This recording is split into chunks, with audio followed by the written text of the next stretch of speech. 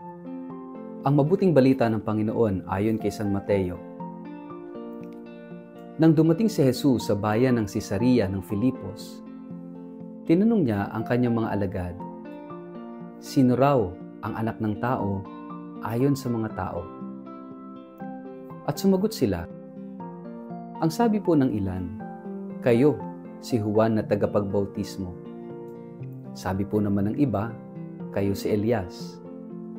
At may nagsasabi pong kayo si Jeremias o isa sa mga propeta. Tinanong ulit sila ni Jesus, ngunit para sa inyo, sino ako? Sumagot si Simon Pedro, kayo po ang Kristo, ang anak ng Diyos na buhay. Sinabi sa kanya ni Jesus, pinagpala ka Simon na anak ni Jonas, sapagkat ang katotohanan ito'y hindi inihayag sa iyo ng sino mang tao, kundi ng aking Ama na nasa langit. At sinasabi ko sa iyo, ikaw ay Pedro, at sa ibabaw ng batong ito ay itatayo ko ang aking iglesia. At ang kapangyarihan ng kamatayan ay hindi magtatagumpay laban sa kanya. Ibibigay ko sa iyo ang susi ng kaharian ng langit. Ang ipagbawal mo sa lupa ay ipagbabawal sa langit. At ang ipahintulot mo sa lupa ay ipahihintulot din sa langit. Ang mabuting balita ng Panginoon.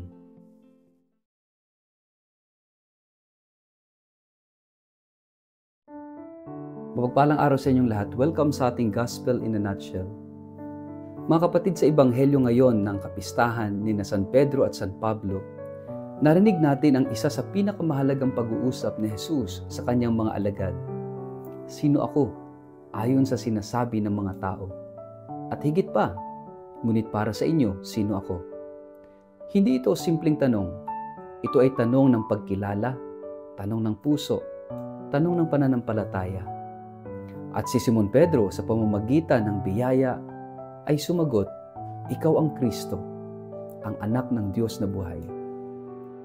Dahil sa tugong ito, binigyan siya ni Jesus ng bagong pagkakakilanlan.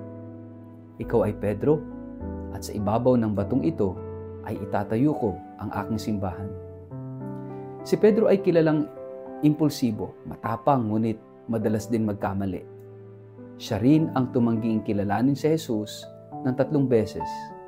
Ngunit sa kabila ng kanyang kahinaan, siya ang pinili ni Kristo upang maging pundasyon ng simbahan. Bakit? Dahil hindi perpekto ang hinihingi ng Diyos, kundi bukas na puso at tapang na magmahal kahit madalas magkamali. Ang batong ito, si Pedro, ay hindi matigas dahil sa sariling lakas, kundi dahil sa biyayang nagpapatuloy sa kanya. Tayo rin, mga kapatid, ay gaya ni Pedro. Maraming pagkakataon tayong nagkukulang, natatakot, nagtatalo o nag-aalinlangan. Pero kung totoo ang ating pag-ibig sa Diyos, ang ating kahinaan ay pwedeng maging bato ng bagong simula. Si Pablo sa kabilang banda ay hindi bahagi ng orihinal na 12. Sa katunayan, siya ay isang dating tagapag-usig ng mga Kristiyano. Ngunit sa daan patungong Damasco, siya natagpuan niya si Kristo. At mula noon nagbago ang takbo ng kanyang buhay.